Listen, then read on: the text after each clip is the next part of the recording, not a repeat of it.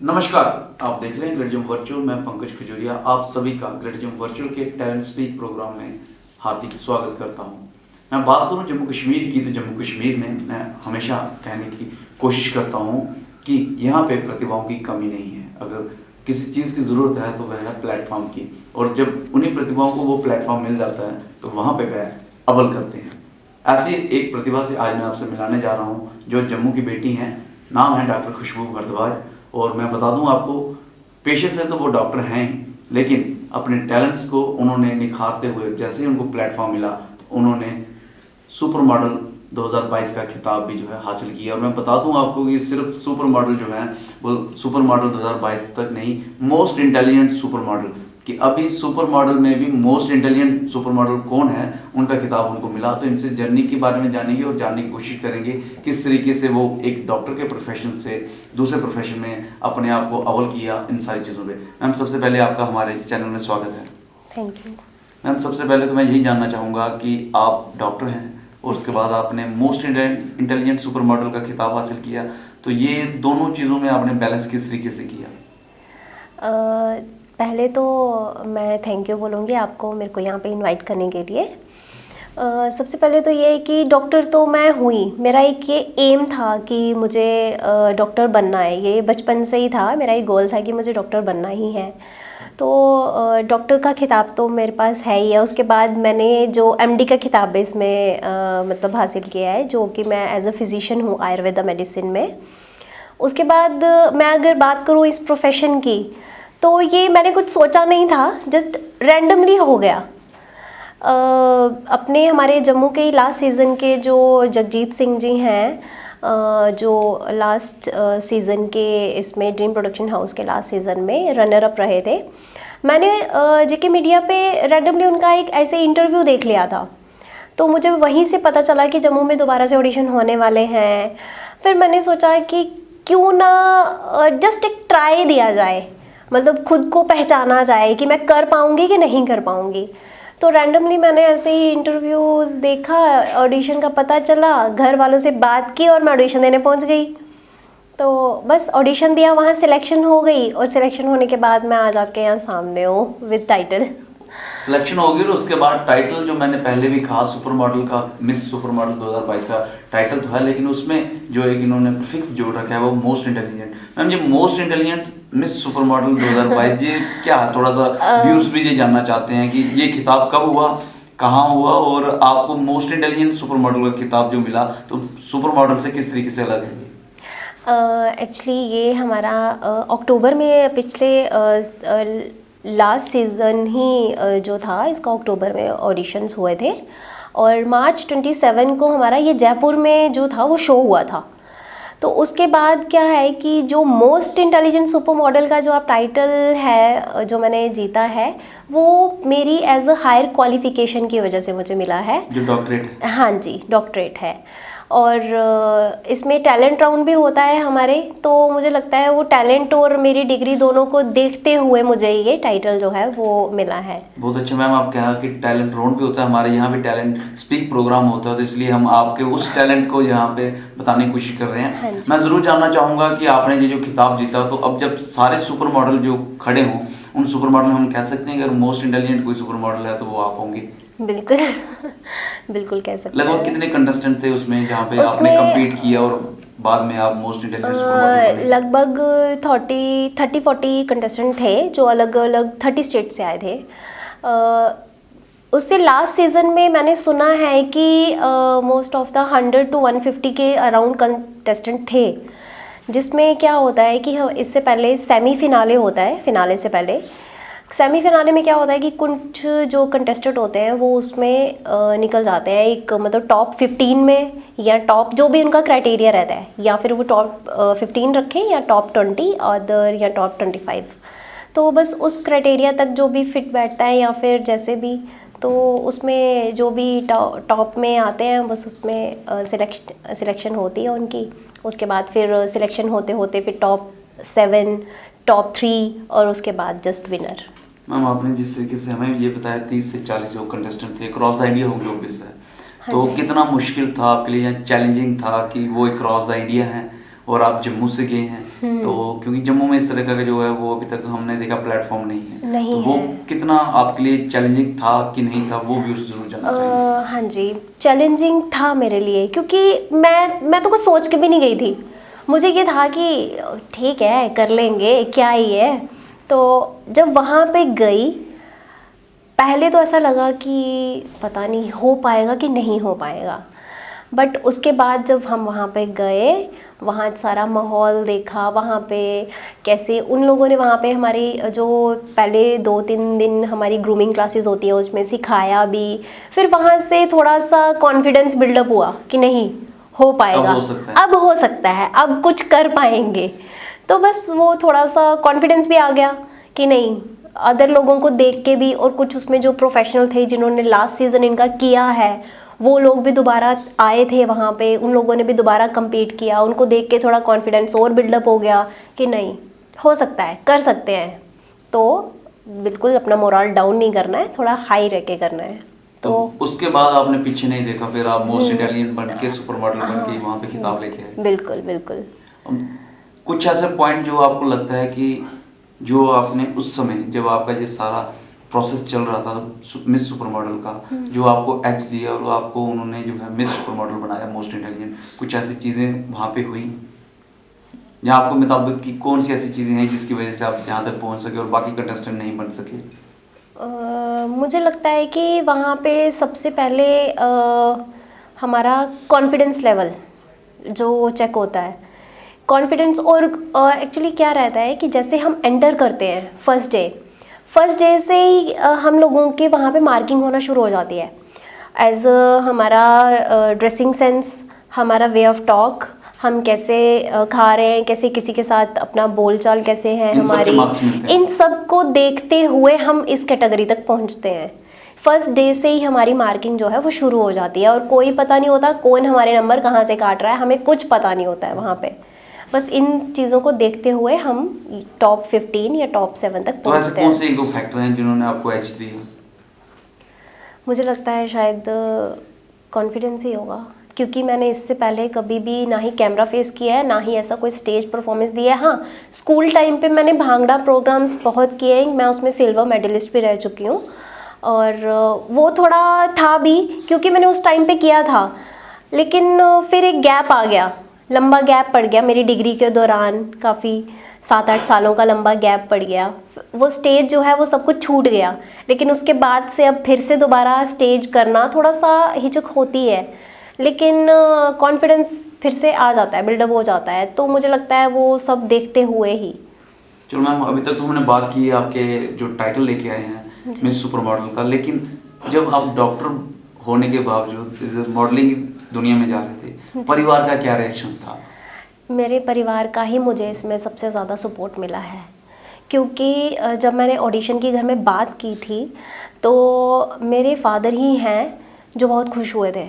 उन्होंने कहा कि अच्छा ऑडिशन हो रहे हैं, अच्छा कोई बात नहीं, जाओ देखो करो, और करना भी चाहिए। और मेरी फैमिली हर टाइम पे मेरे को सपोर्ट करती है, चाहे वो कोई भी बात हो, कुछ भी हो, मेरी फैमिली मुझे हमेशा सपोर्ट किया है, और यहाँ भी मेरी फैमिली ही है जो मुझे सपोर्ट कर रही है और आगे भी करती है और करेगी ही।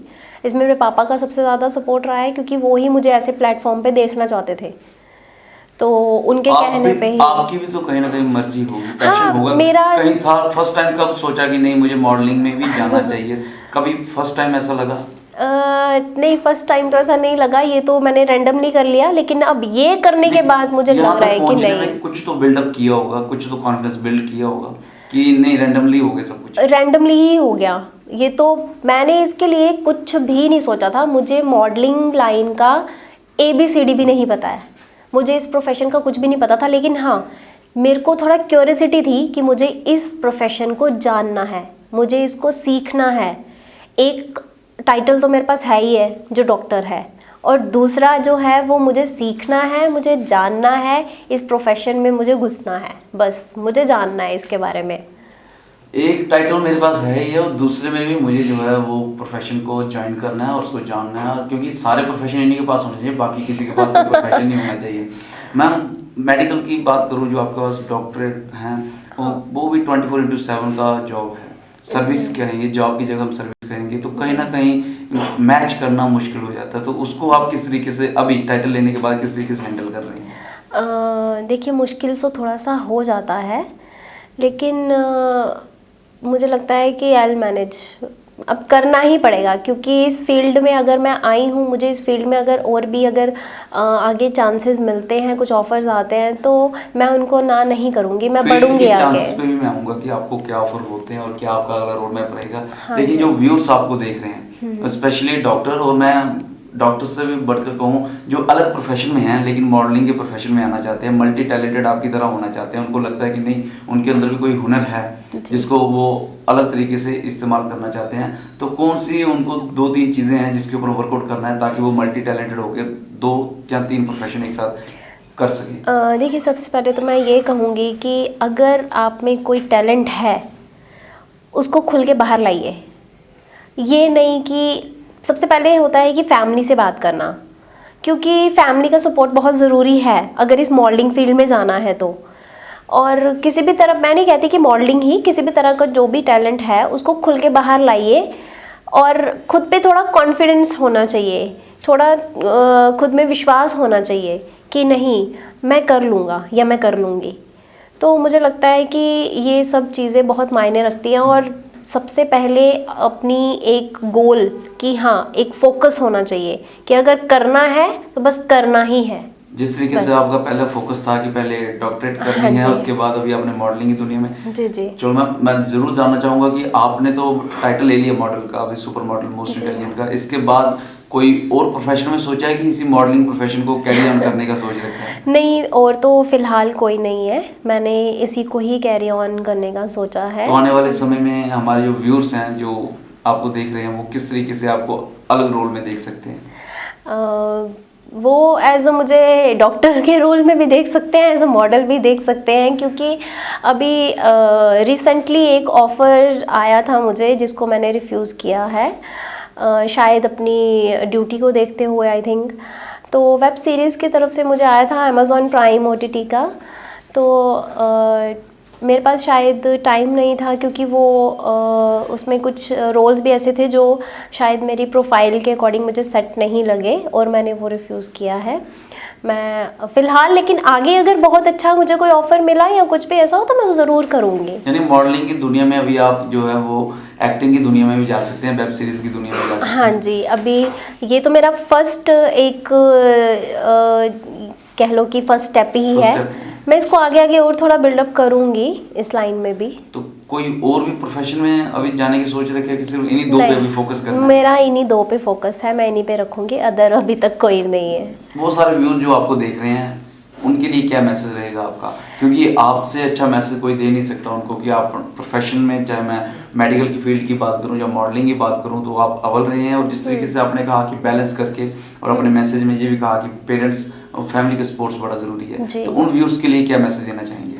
मैं उनको यही कहना चाहूँगी कि अगर आपको कोई फील्ड में आना है, जैसे आपका एक पैशन है कि मुझे इस पैशन में जाना है, मुझे जैसे मॉडलिंग में जाना है, या मुझे डॉक्टर बनना है, या मुझे इंजीनियर बनना है, किसी भी फील्ड को ले लो, तो मैं यही कहूँगी कि पहले तो खुद पे जो है उस फील्ड पे फोकस रखिए, और खुद पे विश्वास होना चाहिए कि हाँ, मैं कर लूँगा। अगर एक बार में आप सक्सेसफुल नहीं होते हैं तो आप दूसरी बार फिर से ट्राई करिए, लेकिन बिल्कुल जो है वो बिल्कुल शिद्दत के साथ और बिल्कुल विश्वास के साथ और फैमिली की सपोर्ट के साथ अगर मॉडलिंग में आना है और टैलेंट है तो उसको खुल के बाहर लाइए। ज़रूरी नहीं है कि कौन क्या कहेगा, क्योंकि मॉडलिंग की लाइन में मुझे लगता है कि शायद लोगों की सोच भी है जो थोड़ी सी डाउन टू अर्थ हो जाती है, क्योंकि लोग बहुत इस मिथ्स बन चुके हैं इस प्रोफेशन को लेके, क्योंकि बहुत गलत सोचा भी जाता है। मेरा भी था, लेकिन मैंने सोचा कि नहीं, क्यों ना इस फील्ड में जब घुसा जा रहा है, जाया जा रहा है, तो इस फील्ड को पहचाना जा रहा है, क्योंकि हम लोगों की दुनिया जो सोच है उसको लेके ही चलते हैं। तो यही मैंने सोचा कि इस फील्ड में जाकर ही पता चलेगा कि इस फील्ड में क्या है और क्या गलत है, क्या सही है क्या नहीं है। तो मैं यही कहूँगी कि पहले से जो ऑरा बना है प्लीज़ उस पर विश्वास ना करके उस फील्ड को जानिए, पहचानिए, उस फील्ड में उतरिए, तभी आपको पता चलेगा कि उस फील्ड के बारे में जो है लोगों की जो सोच है वो गलत कैसे है और सही कैसे है। जब आप खुद जानेंगे तो आपको खुद पता चल जाएगा। अपने आप पे विश्वास रखिए, अपने हुनर पे विश्वास रखिए, और किसी प्रकार का सोशल प्रेशर अगर है तो उसको साइड पे कीजिए और परिवार का समर्थन लीजिए, तब जाके किसी फील्ड में आप अव्वल कर सकते हैं। चाहे आप मेडिकल की फील्ड में जाना चाह रहे हो, इंजीनियरिंग की फील्ड में या मॉडलिंग की फील्ड में, जो कोई भी मिथ है वो तभी जाके दूर हो सकता है जब आप उस फील्ड को एक्सप्लोर करेंगे। अपने मैसेज में जो है डॉक्टर खुशबू भारद्वाज जी ने हमें जो है कहा। मैं बता दूं आपको, ये मल्टी टैलेंटेड हैं, मेडिकल की फील्ड में डॉक्टर हैं ही हैं, एमडी हैं, इस समय लुधियाना में पोस्टेड हैं, और इसके साथ साथ मॉडलिंग में आपको मैं बता ही रहा हूँ कि ये जम्मू से हैं और जम्मू के आरसपुरा इलाके से हैं। और उसके बाद इन्होंने मिस सुपर मॉडल 2022 का खिताब जीता, उसमें भी मोस्ट इंटेलिजेंट सुपर मॉडल का खिताब जीता। कोई नॉर्मल बात नहीं है, सभी सुपर मॉडल बनना ही बहुत बड़ी बात है, लेकिन सभी मॉडल्स को एक लाइन में खड़ा कर दिया जाए तो उसमें बोला जाए कि सबसे इंटेलिजेंट सुपर मॉडल कौन है, तो जम्मू से आरसपुरा इलाके से डॉक्टर खुशबू भारद्वाज जी का नाम आएगा 2022 में। और इसके साथ मैं बता दूं, इनको जो है पोइट्री लिखने का जो है बड़ा ज़्यादा शौक है। मैं ज़रूर चाहूँगा कि मैम आप कोई एक दो फ्रेज अपनी पोइट्री का हमारे दर्शकों को भी बताएं कि जो आपने खुद कंपोज की है। बिल्कुल, सबसे पहले तो मैं यही कहूँगी कि पोइट्रीज जो है वो जो इंस्पिरेशन मेरी रही है वो मेरे फादर से रही है। पोइट्रीज़ मेरा ना कोई पैशन है ना कुछ, ऐसा कुछ नहीं है। बस मन में बैठे बैठे जब कोई ख्याल आ जाता है तो मैं उसको पेपर पे नोट कर लेती हूँ। मॉडलिंग की दुनिया में भी किसी को रैंडमली चलेगी, कोई पैशन नहीं था, पोइट्री में भी कोई पैशन नहीं, लेकिन कंपोज करते हैं, बताएंगे जी आपको। जी जी बिल्कुल। मैं आपको एक दो पोइट्रीज़ जो मैंने अपने इंस्टा पे अपलोड की हैं, इंस्टा पेज पे, मैं एक दो आपको सुनाऊंगी अभी ज़रूर। पर कुछ पोइट्रीज़ ऐसी हैं जो अभी मैंने अपलोड नहीं की हैं, तो मैं आपको बताती हूँ। जब मिले सांस आखिरी और बस 2 लफ्ज़ कहने की मोहलत हो, जब मिले सांस आखिरी और बस 2 लफ्ज़ कहने की मोहलत हो, एक नाम तुम्हारा लूं और एक शब्द मोहब्बत हो। तो आपने सुना कि इनकी खुद की कंपोजिशन है ये, और इन्होंने अपने इंस्टा पे भी अपलोड करते हैं। मल्टी टैलेंटेड हैं, भगवान भी जब जिसको हुनर देता है, सारे हुनर एक ही मनुष्य को दे देता है। बाकी कहीं तो एक एक हुनर के लिए तरस रहे हैं, और यहाँ पे पोइट्री, मैम कोई किताब भी लिखी है पोइट्री पे? नहीं, अभी तो नहीं लिखी है किताब। नहीं, मेरा लिखने का कोई ऐसा भी नहीं है। हाँ, बट मेरे फादर की जो है वो पंजाबी पोइट हैं, तो वो पोइट्रीज़ लिखते हैं और बहुत रूहानियत की लिखते हैं वो। और उनकी शायद में भी एक बुक हम लोग लॉन्च कर सकते हैं, क्योंकि उनकी जो पोइट्रीज़ हैं वो 50 प्लस हैं अभी तक, तो वो लिखते हैं। तो मे बी उनकी हम सोच रहे हैं कि एक बुक लॉन्च करने के लिए पोइट्रीज़ की। बहुत अच्छा मैम, आप इसी तरीके से अपने फील्ड में, चाहे मेडिकल की हो, मॉडलिंग की हो या पोइट्री की, उसमें आप अच्छा करते रहें, अव्वल करते रहें, यही हमारी शुभकामनाएं हैं। और आपने अपना कीमती वक्त निकाला। हम भी चाहते थे कि व्यूअर्स हमारे जाने कि किस तरीके से जो टैलेंट है वो सबके अंदर भरा पड़ा होता है, और जो टैलेंट के साथ अच्छा जस्टिस करता है तो किस तरीके से अव्वल रहता है। फील्ड कोई भी हो, किसी तरीके का भी प्रोफेशन हो, लेकिन वो जब टैलेंट के साथ जस्टिस करता है, शायद यही आपने अपने मैसेज में भी कहा कि अपने टैलेंट के ऊपर कॉन्फिडेंस करना ज़रूरी है और परिवार का सपोर्ट लेना ज़रूरी है। शायद यही एक वजह है कि आज आप जो है वो मेडिकल फील्ड में भी एमडी हैं ही हैं, उसके साथ साथ आप मॉडलिंग में भी हैं, और आने वाले समय में जिस तरीके से आपने कहा कि मॉडलिंग की जो और दुनिया है उसमें भी आप शायद आने वाले समय में देख सकते हैं। तो सारी चीज़ों के लिए शुभकामनाएं और बहुत बहुत धन्यवाद, आपने अपना कीमती समय निकाला। Thank you. Thank you. तो आपने देखा किस तरीके से टैलेंट जो है वो जम्मू कश्मीर के अंदर पड़ा है, और मैं ऐसे एक टैलेंट जो डॉक्टर खुशबू भारद्वाज जी हैं उनसे मिला रहा था आपको, जिन्होंने साफ तौर पे कहा कि उनका कहीं भी दूर दूर तक ये सोच नहीं थी, पैशन नहीं था कि मॉडलिंग में जाना है। जस्ट एक इंटरव्यू देखा और उस इंटरव्यू से इंस्पिरेशन ली और सोचा क्यों ना इस फील्ड को जो है एक्सप्लोर किया जाए। वो फील्ड थी मॉडलिंग की, और बहरहाल जब उसको एक्सप्लोर किया तो 6 महीने के बाद जो है वो miss super model 2022 most intelligent का खिताब हासिल किया। पेशे से डॉक्टर हैं, आयुर्वेदिक डॉक्टर, और उसके साथ साथ जो है वो अभी मॉडलिंग की दुनिया में एक्सप्लोर कर रहे हैं और चाहते हैं कि इस दुनिया को और अच्छे से जाने, क्योंकि अभी और ज़्यादा ऑफर जो है वो इनको मिल रहे हैं, और उस ऑफर में जो है वो जो इनके प्रोफाइल के हिसाब से होगा उसको जो ज़रूर जस्टिस करेंगे। लेकिन इन्होंने अपने मैसेज में प्रत्येक युवा से, खासकर जम्मू के युवा से उन्होंने कहा कि आपको अगर कुछ करना है तो सबसे पहले अपने हुनर के ऊपर, टैलेंट के ऊपर आपको अपना विश्वास होना चाहिए, कॉन्फिडेंस होना चाहिए, देन अपने परिवार का समर्थन होना चाहिए, और उसके साथ तब जाके आप जस्टिस कर सकते हैं। आपको ये वैल्यूएबल जानकारी कैसी लगी और आपकी इस प्रोग्राम के बारे में क्या राय है, हमें कमेंट सेक्शन में कमेंट करना ज़रूर बताइएगा, और इस वीडियो को लाइक और शेयर करना ना भूलिएगा। अगली अपडेट के लिए जुड़े रहें गृहजम वर्चुअल के साथ। जय हिंद।